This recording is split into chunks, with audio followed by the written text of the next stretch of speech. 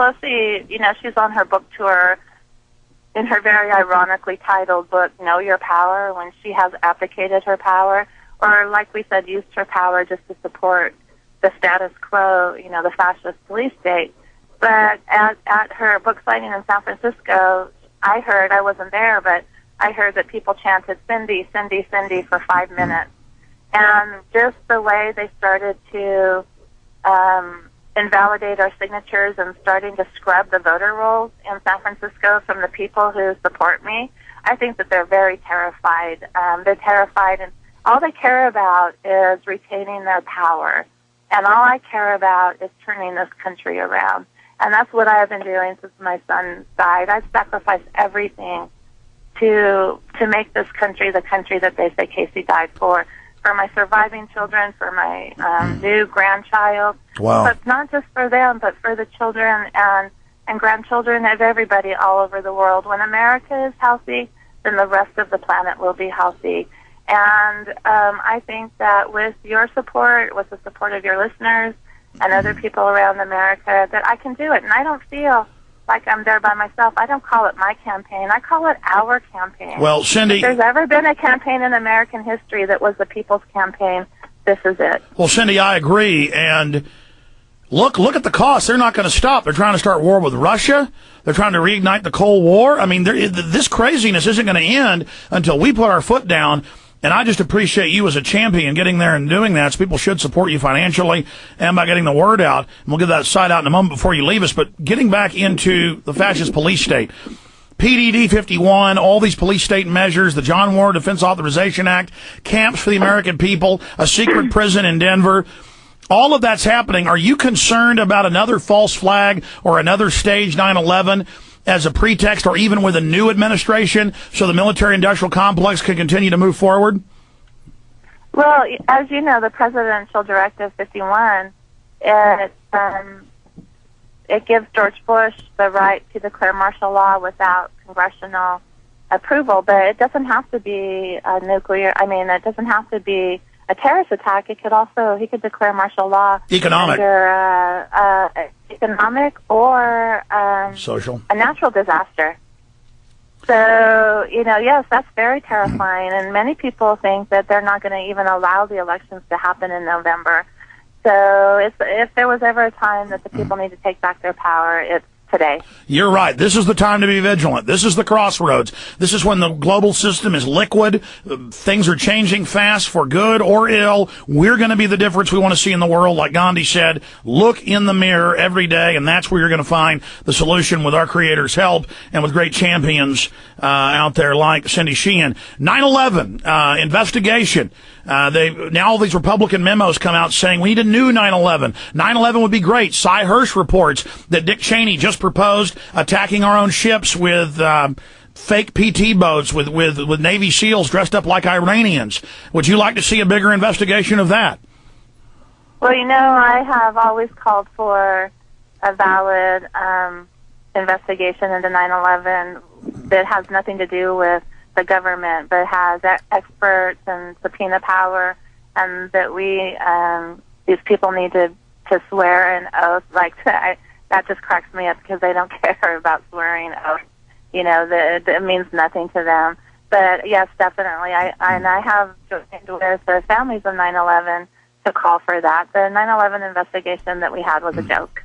And what do you think of the courage of Willie Nelson and Jesse Ventura and the former Italian president and the best actress this year winner, all coming out saying inside job? What do you think about that? Well, I think that takes a lot of courage. And as you know, Alex, I've never said inside job. I've never been convinced by anybody that it was an inside job. You just say it needs to be investigated. You know that I think that there's so many irregularities and so many questionable things that happen that I'm not ruling inside job out at all. But I haven't been convinced of that. But you did. Did you hear 2 weeks ago, even Keith Overman covered it, that Cheney wanted to attack our ships with fake Iranian boats? I did. No, I heard that.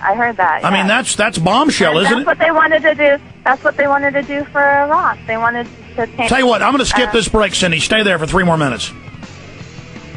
We're talking to Cindy Sheehan, behind the scenes at Infowars.com. Okay, Cindy, we got 3 minutes left here. This is going out over the internet, then it's put up on YouTube and everywhere.